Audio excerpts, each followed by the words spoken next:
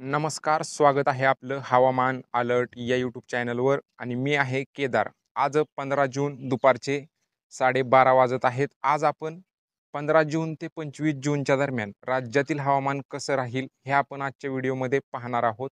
यासाठी व्हिडिओ शेवटपर्यंत नक्की पहा। सर्वप्रथम सिस्टीम जर पाहायच्या गेल्या तर इकडे बांगलादेशच्या आसपास एक चक्राकार हवेची स्थिती सध्या सक्रिय आहे।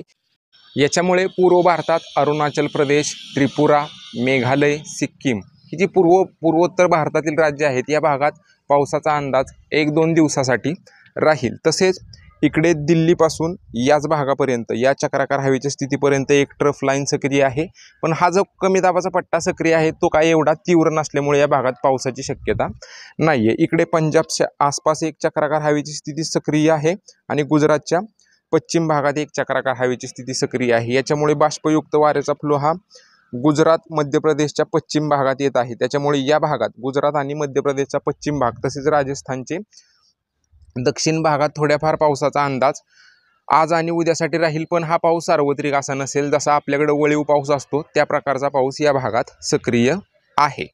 आपल्या राज्याबद्दल जर पाहायचं गेलं तर सध्या आपल्या राज्यात मान्सून हा कमजोर झालेला आहे। मान्सून आल्यावर असं काही नसतं की कायम पाऊस पडतो किंवा पाऊस कायम सक्रिय राहतो, असं काही नसतं। अरबी समुद्रात ॲक्टिव्हिटी लागते, अनुकूल वातावरण लागतं, तसेच बंगालच्या उपसागरात सुद्धा अनुकूल वातावरण सक्रिय लागतं।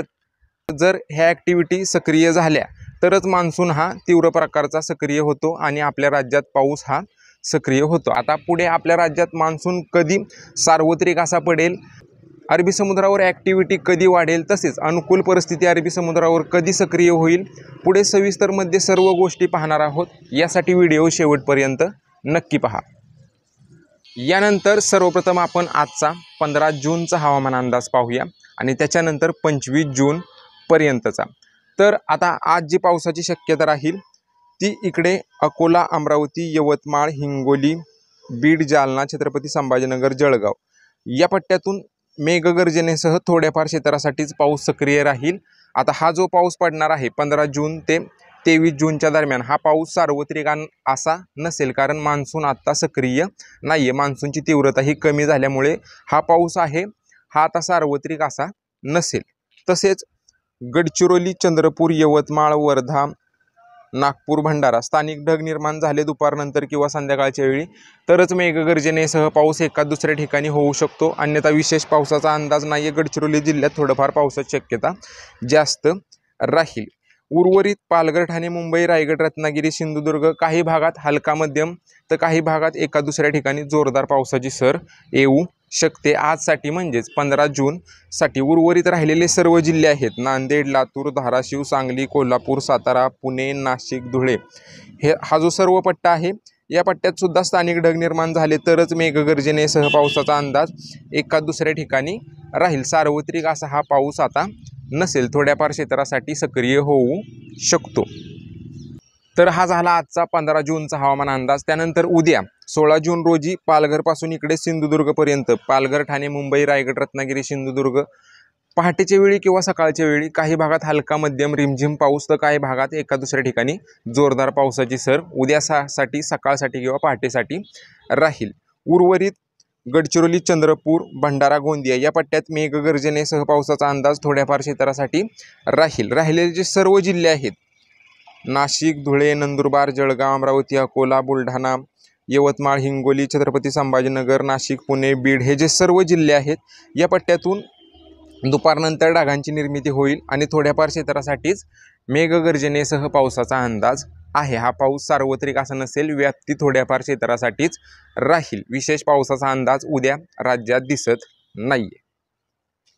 त्याच्यानंतर 17 जूनला थोडीफार ॲक्टिव्हिटी वाढण्याचा अंदाज आहे। 17 जून रोजी नांदेड, हिंगोली, बुलढाणा, वाशिम, जळगाव, धुळे, नाशिक, छत्रपती संभाजीनगर, अहमदनगर, बीड, परभणी, लातूर हे जे सर्व जिल्हे आहेत या पट्ट्यातून मेघगर्जनेसह जोरदार पावसाचा अंदाज 17 जून रोजी राहील। तसेच जळगाव, धुळे, नंदुरबार या पट्ट्यात सुद्धा मेघगर्जनेसह एका दुसऱ्या ठिकाणी जोरदार पावसाच्या सरी सक्रिय होतील। उर्वरित पालघरपासून सिंधुदुर्गपर्यंत हलक्या मध्यम पावसाचा अंदाज पहाटेच्या वेळी आणि सकाळच्या वेळी राहील।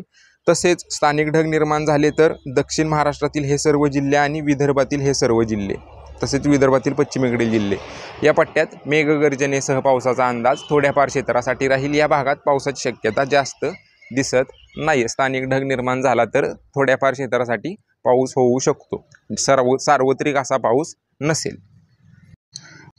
त्यानंतर 18 जून रोजी सुद्धा नागपूर, भंडारा, चंद्रपूर, गडचिरोली या पट्ट्यात मेघगर्जनेसह पावसाचा अंदाज थोड्याफार क्षेत्रासाठी राहील। इकडे सांगली, कोल्हापूर, सिंधुदुर्ग, सातारा, रत्नागिरी, मुंबई, ठाणे, पालघर, पुणे, सोलापूर हे जे सर्व पट्टे आहेत या पट्ट्यात हलक्या मध्यम पावसाचा अंदाज 18 जून रोजी राहील। राहिलेले सर्व जिल्हे आहेत या पट्ट्यातून स्थानिक ढग निर्माण झाला तरच एका दुसऱ्या ठिकाणी मेघगर्जनेसह पाऊस होऊ शकतो, अन्यथा विशेष पावसाचा अंदाज 18 जून रोजी नाहीये। त्याच्यानंतर 19 आणि 20 जून रोजी राज्यात विशेष पावसाचा अंदाज नाहीये। पालघरपासून सिंधुदुर्गपर्यंतची जी किनारपट्टी आहे सकाळच्या वेळी आणि पहाटेच्या वेळी हलक्या मध्यम पावसाचा अंदाज या पट्ट्यातून राहील। तसेच गडचिरोलीच्या दक्षिण भागात एका दुसऱ्या ठिकाणी मेघगर्जनेसह पाऊस होऊ शकतो, अन्यथा विशेष पावसाचा अंदाज राज्यात 19 आणि 20 जून रोजी नाहीये। स्थानिक ढग निर्माण झाला तरच एका दुसऱ्या ठिकाणी मेघगर्जनेसह पाऊस होऊ शकतो। विशेष पावसाचा अंदाज 19 आणि 20 जून रोजी दिसत नाहीये। त्यानंतर 21 जूनला पावसाची तीव्रता थोडीफार इकडे वाढू शकते। मुंबई, ठाणे, पालघर, रायगड या पट्ट्यातून किनारपट्टीवर काही भागात हलका मध्यम तर काही भागात जोरदार पावसाचा अंदाज राहील। उर्वरित गडचिरोलीच्या दक्षिण भागात, गोंदियाच्या पूर्व आणि दक्षिण भागात एका दुसऱ्या ठिकाणी मेघगर्जनेसह पावसाचा अंदाज 21 जून रोजी राहील। विशेष पावसाची शक्यता राज्यात कोणत्याच जिल्ह्यातून 21 जून रोजी नाहीये। स्थानिक ढग निर्माण झाला तरच एका दुसऱ्या ठिकाणी होऊ शकते, अन्यथा विशेष पावसाचा अंदाज राज्यात 21 जून रोजी सुद्धा नाहीये।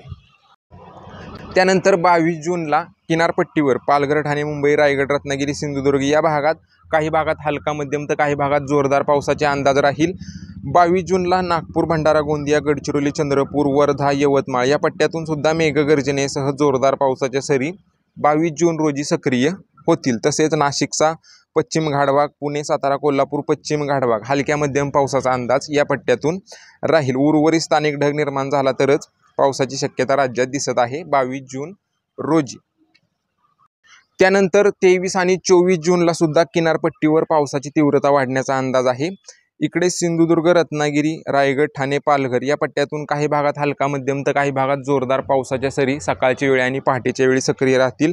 विदर्भात अमरावती, वर्धा, नागपूर, भंडारा, गोंदिया, यवतमाळ, चंद्रपूर हे जे सर्व जिल्हे आहेत या पट्ट्यातून मेघगर्जनेसह जोरदार पावसाचा अंदाज 23 आणि 24 जून रोजी दिसत आहे। तसेच पश्चिम भागात नाशिक पश्चिम घाटभाग, पुणे, सातारा, कोल्हापूर पश्चिम घाटभाग या भागात हलक्या मध्यम पावसाचा अंदाज राहील। उर्वरित राज्यात स्थानिक ढग निर्माण झाला तर पावसाची शक्यता 23 आणि 24 जून रोजी राहील। 25 जूनपासून अरबी समुद्रावर थोडीफार ॲक्टिव्हिटी वाढण्याचा अंदाज आहे। 25 जूनपासून सिंधुदुर्ग, रत्नागिरी, रायगड, ठाणे, पालघर, मुंबई या पट्ट्यातून जोरदार पावसाचा अंदाज राहील। 25 जूनपासून त्यातल्या त्यात सिंधुदुर्ग, रत्नागिरी जिल्ह्यात मुसळधार ते अतिमुसळधार पावसाचा अंदाज 25 जूनपासून राहण्याचा अंदाज आहे। तसेच विदर्भात सुद्धा पावसाची ॲक्टिव्हिटी 25 जूनपासून राहील आणि राज्यातील जे भाग आहेत दक्षिण महाराष्ट्र, सोलापूर, सातारा, कोल्हापूर, पुणे, अहमदनगर, नाशिक या पट्ट्यातून सुद्धा पावसाचा जोर वाढण्याचा अंदाज आहे। 25 जूनच्या पुढे राहिलेले जे सर्व जिल्हे आहेत या पट्ट्यात सुद्धा 25 जूनच्या पुढे पावसाची शक्यताही